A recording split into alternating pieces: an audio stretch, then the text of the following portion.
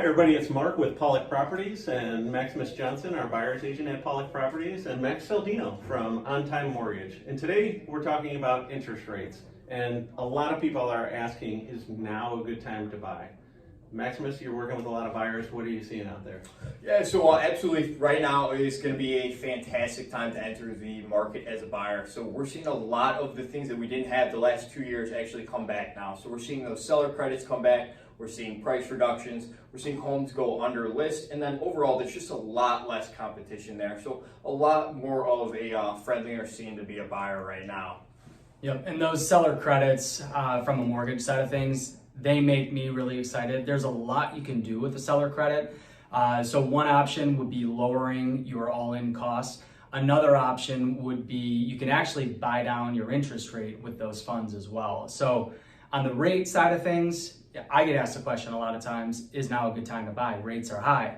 Well, although I agree that rates are high compared to what they just were, COVID, really affected the economy in general, but mortgage rates specifically. We've never seen them that low. So we were truly spoiled with how low they were. But if you look at interest rates now and compare them to that of 2002, 2002 rates were, historically speaking, a deal at that time.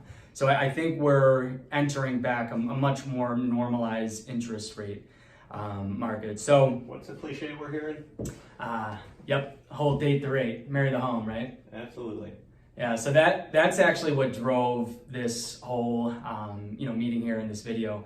Is I wanted to explore the date the rate side of things a little bit more and kind of add some meat to those bones of that statement. So what this is a graph that is published by the Federal Reserve Bank of St. Louis, and they're using data from Freddie Mac. So good quality data here. Yeah, we'll put the link and the article along with it that goes through every time period with the recessions that are highlighted in gray down below, so you can take a look at that in more detail.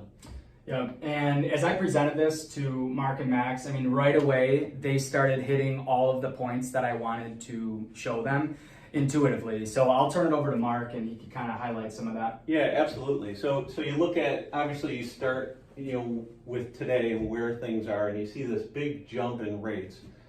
And then what you do is you look over time, over the last 30 years, where also has, the interest rates gone up. And a striking resemblance is, in the early 80s when the Fed was fighting inflation, and then we had a double recession with the energy crisis. You saw major spikes in the interest rate, but shortly after you saw major drops just as quickly. So and you see that in smaller scale throughout the other recessions where the rates go up and within 12 to 18 months they're dropping down dramatically. So if history repeats itself, I would assume over 12 to 18 months we should see the rates drop significantly. So that's something to take a look at and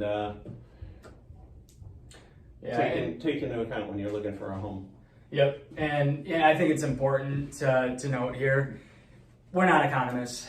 Maybe Mark is, beekeeper by day, armchair economist by night. But if we bring all this home, if you're comfortable with the all-in payment that your loan officer is providing you, the answer is yes. It's a good time to buy. And we're answering that from a historical basis. We think there will be a refi opportunity coming up. We're not going to put a timestamp on it, but again, as Mark said, that saying, if history repeats itself, it's no stretch to think that you'll have a refi opportunity coming up. And we always say the right time to buy a home is when it's the right time for your family to buy a home. You can't time the market, you can't time the interest rates. Purchase the home now if you can afford the monthly payment and refinance at a later date is what we're suggesting. And if you can't afford the rate at this time, there's a couple other options. We'll have videos, but give us a quick summary of those, Max. Yep. So if you're a little leery of current rates, there are some products or strategies you can implement to lower the rate. You could do a permanent buy down, or you can even do a temporary buy down. There's a lot of nuances and particulars associated with those. So yeah, I think that'll be a great video for the future for us to go through. All right, sounds great. If you have any questions, we're your economists of choice. Feel free to reach out to Max Saldino, Maximus Johnson, or myself, Mark Paula. Thank you for your time.